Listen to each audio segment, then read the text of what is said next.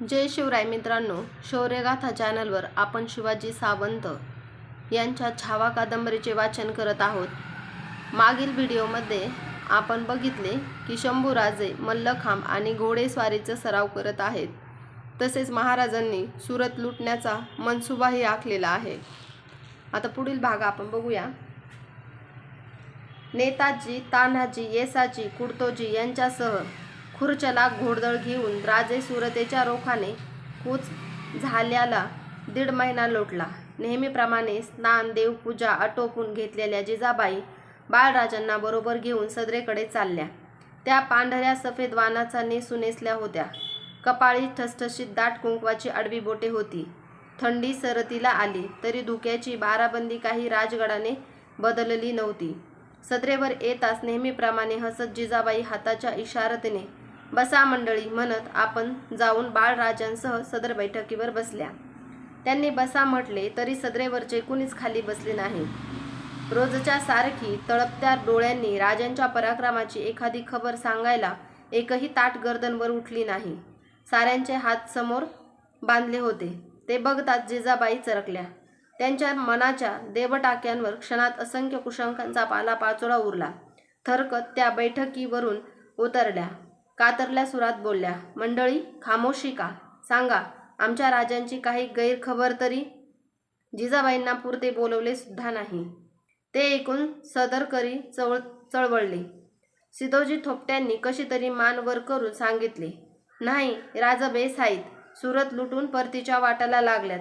पर सिधोजींच्या रांगड्या मनाला पुढे काय नि कसे बोलावे तेच कळले नाही। त्यांनी पुन्हा गर्दन खाली टाकली। त्यांच्या डोळ्यातून अश्रू ओघळले। बैठकीवरून उठून बाळराजे जिजाऊंच्या जवळ आले। त्यांचा हात धरून बिलगते उभे राहिले। मग काय असेल ते पेश करा, जिजाबाई समाधानाने म्हटल्या। पण सदरभरची भयानक शांतता तशीच राहिली। कुठलीच गर्दन वर उठेना। शेवटी मुजुमदार निळोपंत खालमानाने कसे तरी म्हणाले, मासाहेब, बंगळूरहून बिगर पगडीचा थैलीस्वार आला आहे। मतलब? जिजाऊंच्या कपाळाची आडवी कुमकुम बोटे क्षणात आक्रसली। थोरले महाराज बेदनूर प्रांतात मोहिमेवर असताना होदिगेरीच्या रानात शिकारीला गेले। सावजाच्या पाठलागावर पडण्यासाठी महाराजांनी घोडा फेकला आणि पंत घोटाळले। आणि काय पंत? जिजाबाई कळवळून कशा तरीच बोलल्या। आणि महाराजांचा दौडता घोडा एका खळग्यात फसला। रिकीबीत पाय अडकलेल्या महाराजांची फरफट झाली। मासाहेब, थोरले महाराज आम्हा साऱ्यांना सोडून गेले। निळोपंतांनी उसळलेला हुंदका तोंडावर उपरणे घेत दाबण्याचा यत्न केला। सदरेवरच्या पगड्यांखालच्या कैक डोळ्यांतून टपटपणारे अश्रू ओघळले आणि उरावरच्या 12 बांध्यात विरू लागले। अंगावर वीज पडल्यासारख्या जिजाबाई समोरच्या क्षुण्णात क्षणभर बघतच राहिल्या। नगरखान्यावरची निशाणकाठी वादळी वाऱ्यात थरथरावी तसे त्यांची उभी अंगलट थरथर थर हलू लागली। त्यांची सगळी जानच जशी काही सुन्न सुन्न झाली। उघड्या डोळ्यांसमोर उभी सदर गरगरू लागली। न भेटता न बोलता अशी कशी स्वारी पाठमोरी झाली, असे तिडकीने म्हणत जिजाऊंनी शंभू बाळांच्या हातातला आपला हात झटक्यात वर घेतला आणि त्यांचा तळवा कपाळीच्या कुंकावरून आडवा ओढताना त्यांच्या शोषिक मनाचे देवटाके पुरते फुटून गेले। कोसळत्या अश्रुधारा घेत पांढऱ्या नेसूच्या फटफटीत कपाळाच्या जिजाऊ थरथरत्या अंगाने आपले तोंड ओंजळीत झाकीत आत निघून गेल्या। सदरेवर एकटेच उभे असलेले बाळराजांच्या कानात महम्मद सैसची घोडेपारखी जबान घुमू लागली, जब घोडा फिसलता है तो रिकीब का पैर खोलने पर मत भूलना, नहीं तो। आणि ओघळते डोळे घेऊन घायाळ झालेले शंभूबाळ जिजाऊंच्या महालाच्या रोखाने धावत सुटले। जी पावले सदा डोळ्यांआडच राहिली त्यांचा माग घेत जाण्याचा निर्धार जिजाबाईंनी केला। मातोश्री आऊसाहेब सती जाण्याची तयारी करू लागल्या। उभा राजगड गडबडून गेला। आपल्या खाजगीच्या कारभाऱ्याला जिजाबाईंनी सतीची सुपुवाने सिद्ध करण्याची आज्ञा दिली। राजांच्या राणीवशात कल्लोळ माजला।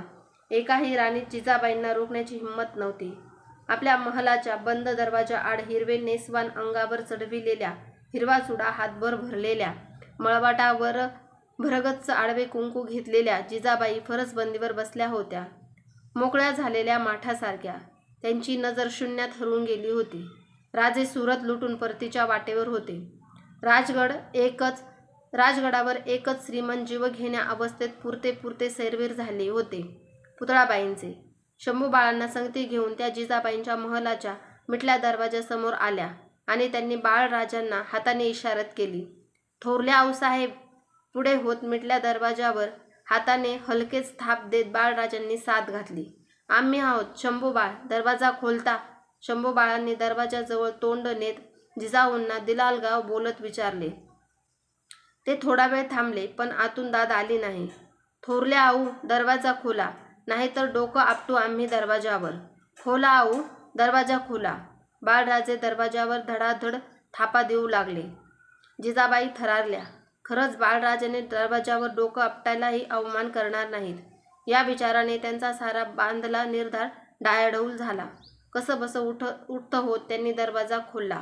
हिरव्या गर्द रानात वाट धुंडळताना दमगीर झालेल्या आणि शेवटी थकल्या पायांनी एका खोल कड्याच्या तोंडावर आलेल्या गायीगत त्यांची स्थिती झाली होती. झटक्यात पुढे होत त्यांना मिठी घालत बाळराजांनी मानवर उचलली.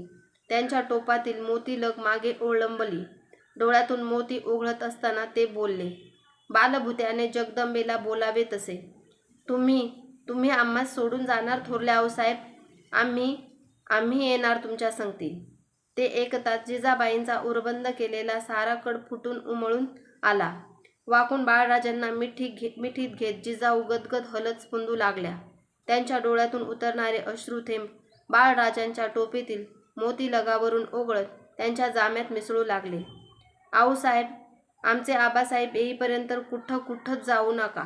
बाळराजांनी साकडे घातले.